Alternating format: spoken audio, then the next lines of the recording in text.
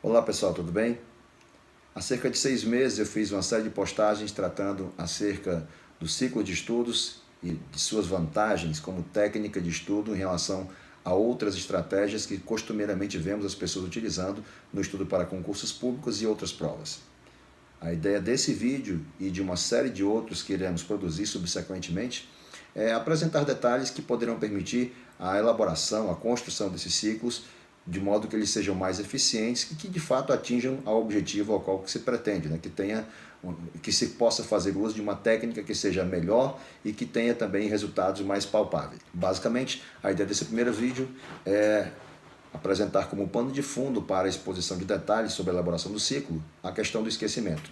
Esquecimento é certamente um dos problemas mais palpáveis para quem está estudando para fazer uma prova de concurso público, porque ele atinge basicamente a todo mundo. Dentre os diversos fatores que podem gerar o esquecimento, eu vou citar 3, sendo que irei me deter mais especificamente sobre o terceiro. Apesar de existirem outros fatores, esses são os 3 mais importantes que nós podemos citar. O primeiro diz respeito à questão de uma fraca impressão, uma baixa concentração acaba gerando uma fraca impressão e isso vai fazer com que você esqueça mais rápido uma determinada informação. O segundo fator é a questão da não reativação de uma informação aprendida. Isso basicamente tem relação com a questão de revisões. Isso tem relação direta com a questão de revisões, que é um tema importante e que será tratado por nós futuramente. O terceiro fator é chamado na literatura de interferência. Existem outros nomes mais pomposos relacionados a ele, que um autor que eu gosto bastante, que há muito tempo que eu conheço o livro dele e gosto de seguir algumas de suas diretrizes, que é o Geoffrey Dudley. Ele afirma no livro Como Aprender Mais que existe, em relação a essa questão de interferência, um fenômeno chamado inibição retroativa de material aprendido subsequente. Basicamente isso diz respeito a você estudar matérias que possam interferir entre si no momento da aprendizagem. Então, como é que eu consigo elaborar um ciclo de estudos que não sofra com essa questão da interferência retroativa ou inibição retroativa? A abordagem que se dá na literatura, não somente no livro do Geoffrey Dudley, mas em outros livros também, é de que você deva escolher matérias que tenham diferença, a maior diferença possível entre si em termos de conteúdo, de abordagem. Uma relação que costumeiramente se apresenta nos estudos é quanto à questão de matérias de raciocínio e matérias que sejam de decoreba, por exemplo.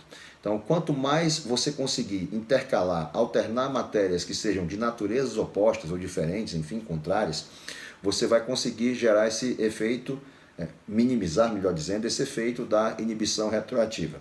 Ou seja, se você vai estudar numa sequência, né, matemática, física, logo depois química, você vai ter uma interferência muito grande entre essas disciplinas porque o cérebro não consegue distinguir a diferença que existe entre elas. Por outro lado, se você fizesse uma sequência em que você estudasse raciocínio lógico, depois direito constitucional, depois informática, nós teríamos uma sequência que seria menos interferente e produziria melhores resultados do ponto de vista da aprendizagem que você está executando e geraria menos esquecimento. Doravante, eu espero que vocês elaborem seus ciclos ou revejam seus ciclos de modo que eles agora possam ter uma sequência de disciplinas que não sejam próximas. Um ponto importante que deve ser considerado aqui é o seguinte, né? Especialmente para quem, por exemplo, vai fazer concursos jurídicos e que as matérias são aparentemente muito próximas, basicamente quase a grande maioria delas são matérias que talvez pareçam ser de decoreba. Então, quando as matérias são próximas e não há jeito de você conseguir elaborar um ciclo que não atenda essa questão da distância entre as disciplinas, uma abordagem que pode ser dada e que é recomendada na literatura é que você faça intervalos. E esses intervalos têm que ser um pouco maiores quando as disciplinas são próximas, justamente para que você possa evitar que uma informação realmente interfira de forma grave na subsequente que vai ser estudada de forma posterior. Bom, pessoal, espero que esse primeiro vídeo tenha pelo menos dado uma luz a respeito desse tema e que vocês possam construir ciclos que sejam mais eficientes e consigam ter um estudo mais eficaz no processo de preparação para provas e concursos. Um grande abraço, até a próxima.